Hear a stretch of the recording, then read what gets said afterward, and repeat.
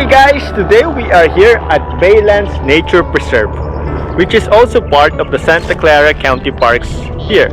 It's located by Palo Alto. Along the edge of the San Francisco Bay, where saltwater meets land, lies one of California's most remarkable ecological treasures, the Palo Alto Baylands Nature Preserve. It is more than just open space. It is a living reminder of what the Bay Area once looked like. Vast tidal marshes stretching to the horizon, alive with birds, wildlife, and the rhythm of the tides. Today, this nearly 2,000-acre preserve stands as one of the largest remaining marshlands in the San Francisco Bay region, but its survival was far from guaranteed. Long before cities, highways, and technology campuses dominated Silicon Valley, these wetlands were home to Native American communities who relied on the marsh for food, shelter, and resources. The marshlands provided fish, shellfish, waterfowl, and plants used for tools and building materials. Life here was deeply connected to the natural cycles of the bay.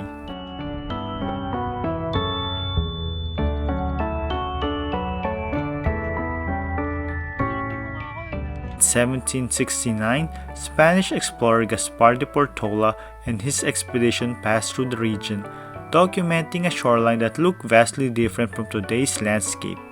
The marshlands extended miles inland, forming one of the most productive ecosystems along the California coast.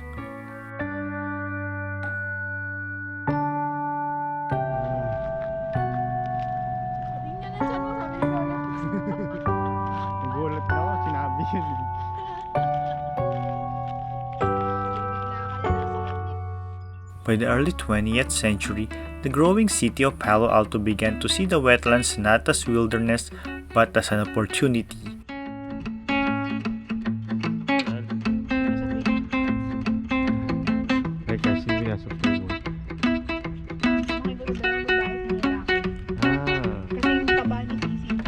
Lahat naman yata sila mataba, ikaw lang yata payat dun, Linit. Uy, sabi nila. Mabigat daw ang kahit na payat.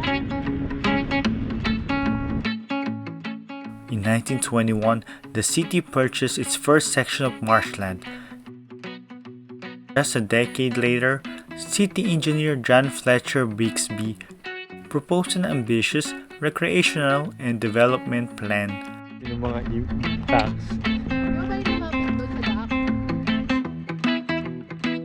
The marsh was dredged and reshaped to create a municipal airport, a yacht harbor, recreation areas, a golf course, swimming facilities, boating, and sailing infrastructure.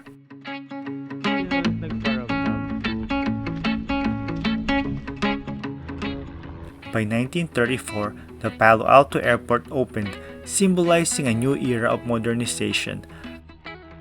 Yet every new project altered the fragile ecosystem that had thrived there for centuries.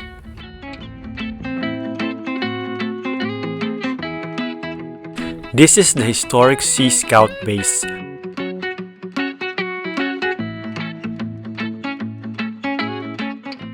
Built in 1941 at the edge of the yacht harbor, this ship-shaped building served the Sea Scouts of America for 50 years. Designed by architects Birch and David Clark, it featured a hull-like structure, porthole windows, and gangplank decks, and was funded by philanthropist Lucy Stern for $12,000.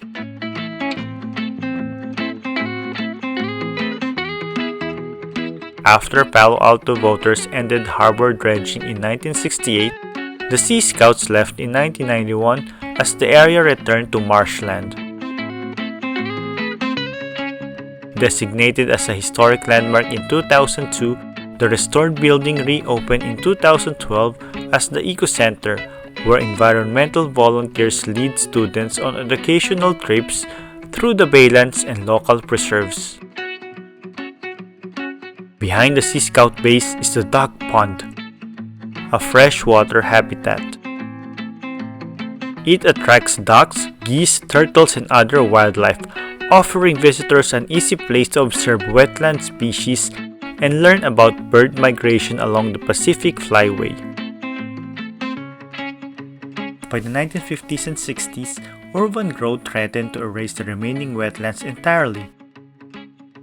Plans emerged for a large-scale private development including hotels, marinas, and residential communities.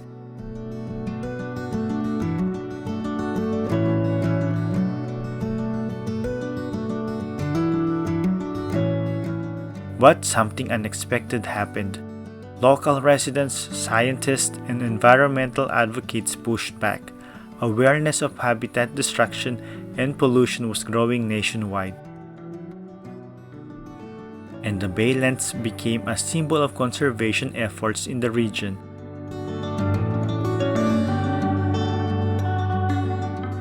In 1965, the city of Palo Alto officially designated the area as protected parkland.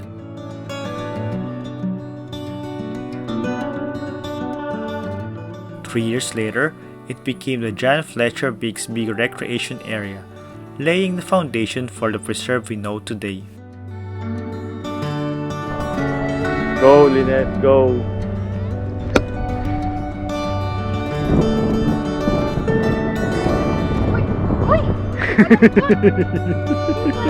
Hindi.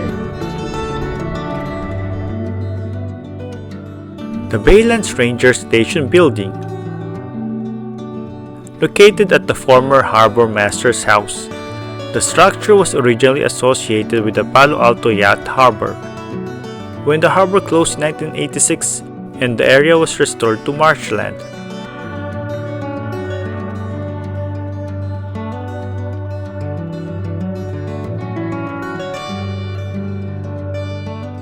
The building was later renovated in 1991 to serve as the ranger station.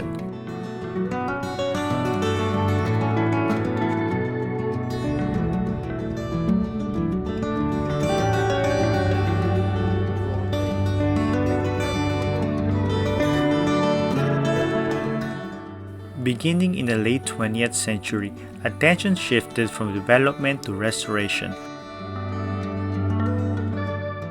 Engineers and ecologists worked together to restore tidal marshes and create freshwater habitats using recycled water systems. Gradually, native vegetation returned and wildlife followed.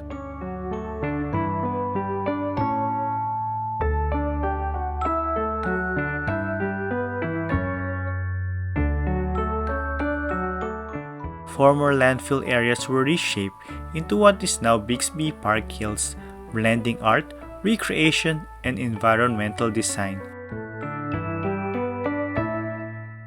Meanwhile, the old yacht harbor, once a symbol of human expansion, was allowed to return to natural marshland. Today, the Baylands Nature Preserve is one of the most important wildlife habitats along the Pacific Flyway, a migration route used by millions of birds traveling between North and South America.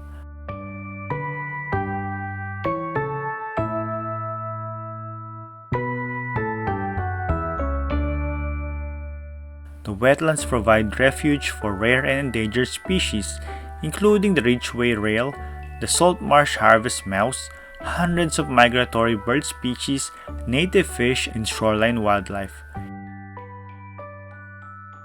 Each season transforms the preserve, bringing waves of migrating birds, blooming marsh plants, and shifting tidal patterns.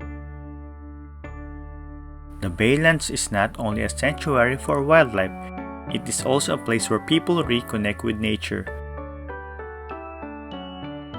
Visitors explore more than 15 miles of trail, observation platforms, and boardwalks that extend directly into the marsh.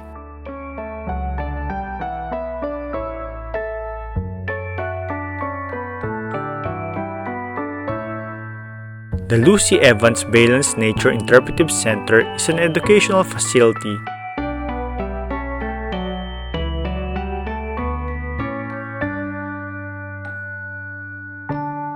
Built in 1969 and renamed in 1978 to honor conservationist Lucy Evans, It features exhibits, observation areas, and programs that teach visitors about the San Francisco Bay salt marsh ecosystem and local wildlife.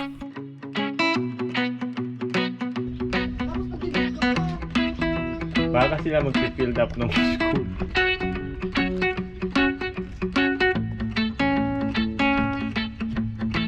Kaya tinong siya tukol sa mukha mo na Baylands Native Plant Nursery Building, built in 2004, supports the habitat restoration. Operated with Save the Bay, it grows thousands of locally sourced native plants each year and provides volunteer and educational opportunities focused on shoreline restoration.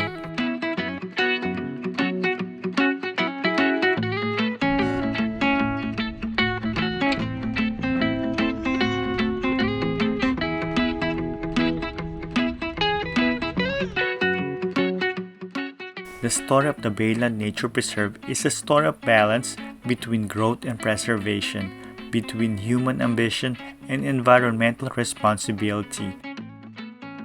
Once threatened by development, the Baylands now stands as a model for conservation and restoration across the country. It reminds us that nature can recover when communities choose to protect it. And here, along the shifting tides of San Francisco Bay, the marsh continues to breathe, grow, and sustain life, just as it has for thousands of years.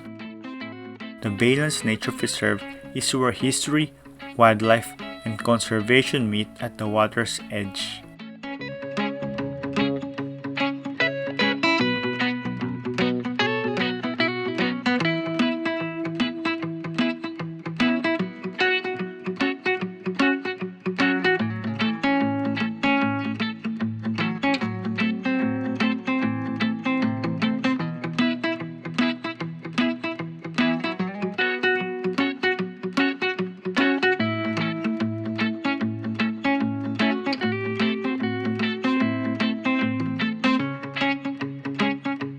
So guys, that's it for Baylands Reserve Park here in Palo Alto.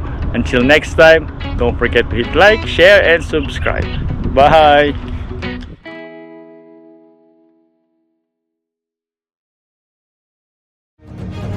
If you like our videos, please click thumbs up for like. Hit the bell to subscribe! Please comment. And don't forget to share!